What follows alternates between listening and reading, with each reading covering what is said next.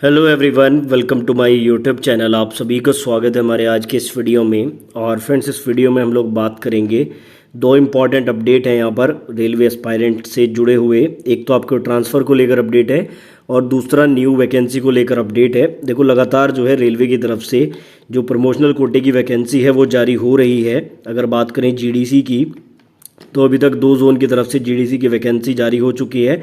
उसके अलावा एलडीसी की जो वैकेंसी है वो भी 2-3 जोन की तरफ से जारी हुई है। कल वाले वीडियो में मैंने आपको बताया था कि जो हुबली जोन है और जो आपका नॉर्दर्न रेलवे है उन्होंने अपनी एलडीसी की वैकेंसी जारी की है। तो अब एक और जोन है जिसने एलडीसी की वैकेंसी जारी कर दी है। और लगातार सभी जोन में जो वैकेंसी जारी हो रही है, चाहे वो जीडीसी की है या एलडीसी की है, तो उसमें एएलपी और ट्रेन मैनेजर की ही पोस्ट मुख्यतः दिखाई दे रही है। तो अभी किस जोन का अपडेट आया है, चलिए हम लोग बात करते हैं। और उसके अलावा जो ट्रांसफ़र से जुड़ा हुआ अपडेट है वो भी मैं आपको इस वीडियो में दूंगा। मेक श्योर कि आप वीडियो एंड तक देखें। चैनल पर नए हो तो चैनल को सब्सक्राइब करके बेल आइकन को जरूर प्रेस करें। तो जितनी भी वैकेंसी के जो पीडीएफ होते हैं, जो भी अपडेट होता है, वो मेरे टेलीग्राम ग्रुप में मैं दे देता हूं। तो अगर आपने मेरा टेलीग्राम ग्रुप ज्वाइन नहीं किया, डिस्क्रिप्शन में लिंक है, आप जाके ज्वाइन कर सकते हैं। यहाँ पर सारे पीडीएफ अवेलेबल हैं। ये वाला पीडीएफ है आपका नॉर्दर्न रेलवे का, जिसमें गुड्स गार्ड की वैकेंसी निकाली गई है एलडीसी के तहत। ये वाला आपका हुबली वाला पीडीएफ है जो मैंने आपको कल वाली वीडियो में बताया था। हुबली की तरफ से जो है आपकी वैकेंसीज आई हैं एलडीसी की। और उसके बाद यहाँ पर एक और जोन है, ये वाला जो पीडीएफ है इसमें आपको पता लगेगा एक और जोन ने जो है यहाँ पर वैकेंसी निकाली है एलडीसी की। और ये जो जोन है ये है आपका सेंट्रल रेलवे। ठीक है, देखो, जो आपका जीडीसी की वैकेंसी आती है वो तो जोनल लेवल पे आती है, यानी कि पूरे जोन में एक ही वैकेंसी निकलती है। और जैसे आपका सेंट्रल रेलवे है तो सेंट्रल रेलवे में जितने भी डिवीज़न होते हैं सभी उसमें अप्लाई करते हैं। लेकिन जो एलडीसी की वैकेंसी आती है वो जोन वाइज नहीं आती है, बल्कि डिवीज़न वाइज आती है। जैसे ये सेंट्रल रेलवे के नागपुर डिवीज़न के लिए वैकेंसी आई है, इसी तरह से सभी जो डिवीज़न होते हैं उसमें अलग अलग एलडीसी की वैकेंसी आती है। और वहाँ पर जो क्राइटेरिया है वो भी फिक्स रहता है कि जैसे ट्रैफिक डिपार्टमेंट वाले ही किसी पर्टिकुलर पोस्ट पे अप्लाई कर सकते हैं, ऐसा वहाँ पे पूरा सीन रहता है। तो यहाँ पे देखो, सेंट्रल रेलवे नागपुर डिवीज़न है, नोटिफिकेशन आप देख सकते हैं 21/7/2023 का नोटिफिकेशन है। और यहाँ पे सब्जेक्ट में देखिए selection for the post of ALP. तो यहाँ पर जो है एएलपी की पोस्ट निकाली गई है। और ये जो एएलपी की पोस्ट है आप लोग देख सकते हैं, टोटल नंबर ऑफ पोस्ट यहाँ पे 213 हैं, जिसमें जनरल की 189 पोस्ट है, एससी की कोई पोस्ट नहीं है, ओबीसी की कोई पोस्ट नहीं है और एसटी की 24 पोस्ट हैं। ठीक है, तो ये यहाँ पे एलडीसी में इस तरह से वैकेंसी आती है। और नॉर्मली मैं अभी तक देख रहा हूँ जो 3-4 जोन से वैकेंसी आई है, ओबीसी की पोस्ट ना के बराबर ही देखने को मिली है। तो ऐसा क्यों है उसके बारे में ज़्यादा डीप में मैं आपको नहीं बता सकता, लेकिन ये जो वैकेंसी है ये जर्नल की ही ज़्यादा देखने को मिल रही है एलडीसी वाली। एलिजिबिलिटी क्राइटेरिया की अगर बात करते हैं तो जैसे मैंने आपको बताया कुछ पर्टिकुलर डिपार्टमेंट होते हैं जो इसमें अप्लाई कर सकते हैं। जैसे यहाँ पे बोला गया है 50% post of ALP diesel electric will be filled from जो है डीजल इलेक्ट्रिक लोको टेक्नीशियन। यानी कि देखो, अगर आप डीजल और इलेक्ट्रिक डिपार्टमेंट में हो, लोको टेक्नीशियन हो, फिटर हो, ये जितने भी यहाँ पे लिखे हैं लोको शेड, तभी आप लोग इसमें अप्लाई कर सकते हो। 3 साल की मिनिमम सर्विस यहाँ पे रिक्वायर्ड होती है एलडीसी में। ठीक है, जैसे जीडीसी में तो कोई क्राइटेरिया नहीं था, हालांकि अभी 2 साल का लगाया गया है, लेकिन एलडीसी में स्टार्टिंग से ही 3 साल की मिनिमम सर्विस रिक्वायर्ड होती है।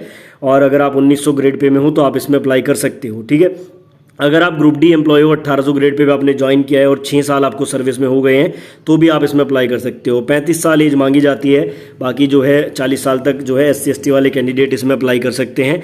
और उसके अलावा डॉक्यूमेंटेशन क्या क्या रिक्वायर्ड होता है वो लिखा हुआ है, सर्टिफिकेट ऑफ ITI और जो है ये सारी चीज़ें आपकी रिक्वायर्ड होती हैं। एज लिमिट की कोई ज़्यादा प्रॉब्लम नहीं है। सिलेक्शन प्रोसेस क्या होता है वो भी यहाँ पे बताया गया है। The cut off date of determining the eligibility of age service will be the date of notification. साथ ही में एक चीज़ आपको बता दूँ, ये जो एलडीसी की वैकेंसी होती है इसमें ऑफलाइन आपको अप्लाई करना होता है। एक परफॉर्मा आपको मिलता है, जैसे इस वाले डॉक्यूमेंट के साथ भी एक परफॉर्मा ये लगा हुआ है, ये वाला, ये प्रिंट आउट करके भर के आपको अपने डिवीजन में जमा करना होता है। आगे का प्रोसेस आपको डिवीजन से ही पता लग जाता है। ठीक है, तो यहाँ पे ये ऑफलाइन मोड में आपको अप्लाई करना होता है। और एलडीसी में कंपटीशन बहुत कम होता है, ये बात भी मैं आपको बता दूं, क्योंकि एक तो डिवीजन लेवल पे होता है, दूसरा कुछ पर्टिकुलर जो आपके डिपार्टमेंट होते हैं वो इसमें अप्लाई करते हैं, इसलिए यहाँ पे कंपटीशन लो रहता है जीडीसी से भी। ठीक है, बाकी रिटर्न एग्जाम होता है आपका 100 मार्क्स का, 2 घंटे की ड्यूरेशन मिलती है, 100% ऑब्जेक्टिव टाइप क्वेश्चन पेपर होता है। और नेगेटिव मार्किंग वगैरह यहाँ पे सारी चीज़ें बताई गई हैं, 1/3 की नेगेटिव मार्किंग होती है। ठीक है, तो ये पूरा नोटिफिकेशन है, टेलीग्राम ग्रुप में दे चुका हूँ। डेट ऑफ नोटिफिकेशन के बारे में इन्होंने बता दी, किसको नोटिफिकेशन आया है। आप लोग जो है 22/8 तक इसमें अप्लाई कर सकते हैं। बाकी जो एग्ज़ाम वगैरह है इन्होंने नोटिफाइड लेटर, यानी कि बाद में आपको एग्जाम डेट वगैरह का पता भी लग जाएगा। तो ये बड़ा अपडेट आया था सेंट्रल रेलवे की तरफ से। अभी अगर बात करते हैं तो एलडीसीई के लिए भी अभी तक 3 जोन में फॉर्म आ चुके हैं। नॉर्दर्न रेलवे, दूसरा आपका हुबली और तीसरा आपका यहाँ पर ये सेंट्रल रेलवे।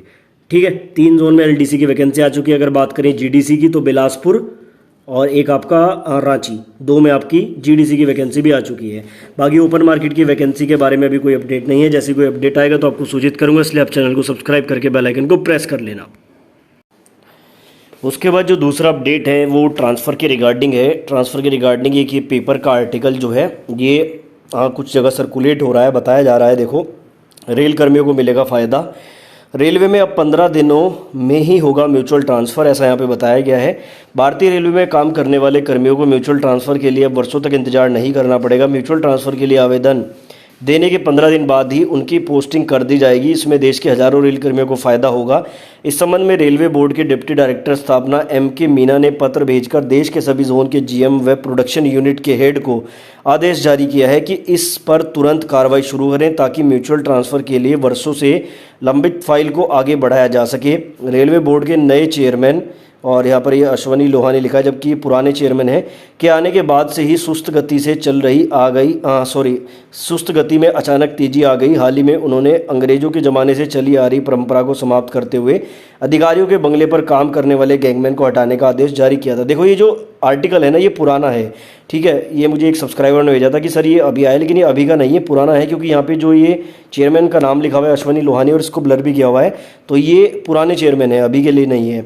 तो यहाँ पे दूसरा सवाल ये भी है कि देखो, ये आदेश पहले भी कई बार आ चुका है कि म्यूचुअल में ज़्यादा देरी नहीं होनी चाहिए, ऐसे नोटिस पहले भी हुए हैं। लेकिन फिर भी ग्राउंड रियलिटी यही है कि जो म्यूचुअल ट्रांसफ़र है या किसी भी तरह का ट्रांसफ़र है, उसको लेने में समय लगता ही है, ठीक है। 15 दिन में तो किसी भी हाल में म्यूचुअल आपका नहीं हो पाएगा। म्यूचुअल में भी कम से कम 3 से 5 महीने आराम से लग जाते हैं। अगर ज़्यादा ही तेज़ी होती है तब भले ही आपका 2 से 3 महीने में हो जाए, अदरवाइज इससे कम में नहीं होता है। बाकी चलो, अच्छी खबर है, अगर ऐसा कोई भी रूल बनता है तो बहुत अच्छी बात है।